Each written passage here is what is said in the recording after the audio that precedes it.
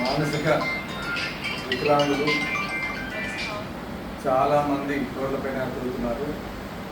మనోబోధన foundation సంస్థ గత వారం నుంచి కడప జిల్లాలో తిరిగి బుద్ధిమాంతులు అంటే మానసిక రోగులు, ఎవరు లేని వాళ్ళు, ఇంట్లో వదిలేసిన వాళ్ళందరూ సేకరించి ఇక్కడ రిమ్స్ దగ్గర మానసిక వికలాంగుల హాస్పిటల్ ఉంది, institute of mental health care hospital ఉంది.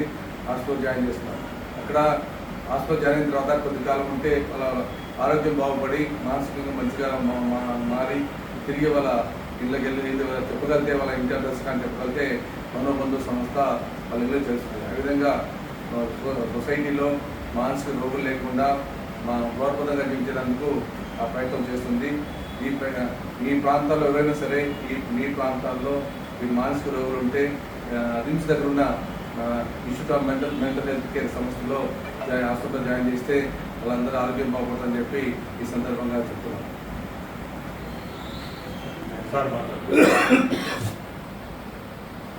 మనోబంధు ఫౌండేషన్ అనేది భీమవరంలో ఏర్పడింది. హెడ్ క్వార్టర్స్ అంటే వాళ్ళు రాష్ట్రం అంతా తిరిగి ఇక మానసికంగా మధ్యంతం లేకుండా రోడ్లపై తిరుగుతూ ఉంటారు. వాళ్ళందరూ అనాథలుగా ఉన్నారు. వాళ్ళందరినీ తీసుకెళ్ళి గవర్నమెంట్ హాస్పిటల్లో చేర్పిస్తున్నారు. గవర్నమెంట్ హాస్పిటల్లో ఇటీవల కడపలో ఎర్రగడ్డ, విశాఖపట్నం తర్వాత అత్యంత పెద్దదిగా ఒక 40 కోట్లతో పెద్ద హాస్పిటల్ కట్టారు. అందులో 100 పడకల ఆసుపత్రి, అందులో వీళ్ళందరినీ చేర్పిస్తున్నారు. అందుకోసం బుద్ధిస్ట్ కల్చరల్ సొసైటీ కూడా అందుకు సహకరించింది. అందులో శివారెడ్డి గారు, నేను, తర్వాత శ్రీనివాస్ గారు, ఇతర సభ్యులంతా కలిసి మేము అక్కడ కొంతమంది వెళ్ళి పొద్దుటూరు, మైదూరు, అట్లాగే కాజీపేట, వల్లూరు, కడప ఇట్లా ప్రాంతాలను, అట్లాగే తిరుపతి, అనంతపురం అట్లా కొన్ని ఇతర ప్రాంతాల నుంచి కూడా తీసుకొచ్చి ఇక్కడ వాళ్ళని చేర్పించాము. దాదాపు 26 మంది అయినారు అక్కడ. అందులో చాలామంది ఒక 2-3 బయటికి పారిపోయారు. కానీ కాకపోతే తగ్గిన వాళ్ళంతా మెరుగుపడుతున్నారు. వాళ్ళ జీవితాలు కొంచెం మెరుగయ్యే అవకాశం ఉంది. వాళ్ళు డాక్టర్ చెప్పడం ఏంటంటే దాదాపు 1 నెల 2 నెలల లోపల వాళ్ళు సాధారణ స్థితికి వస్తారనేది. అయితే వాళ్ళ కుటుంబ సభ్యులు వాళ్ళను మళ్ళీ తిరిగి ఆ కుటుంబంలోకి ఆహ్వానించి వాళ్ళకి సరిగా మందులు ఇవ్వగలిగితే తర్వాత వాళ్ళు పూర్తిగా నయం అవుతుంది.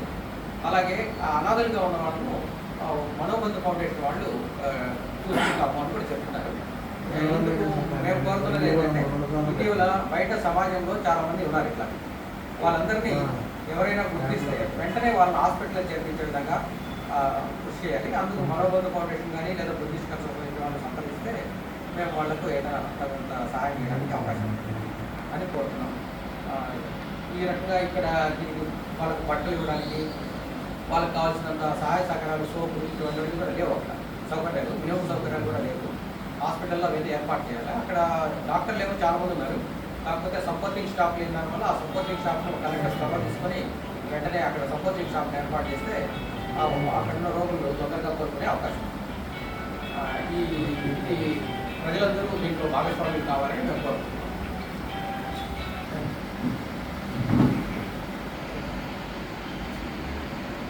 సార్ కట్టుకోవడం లేదు సార్ అంటే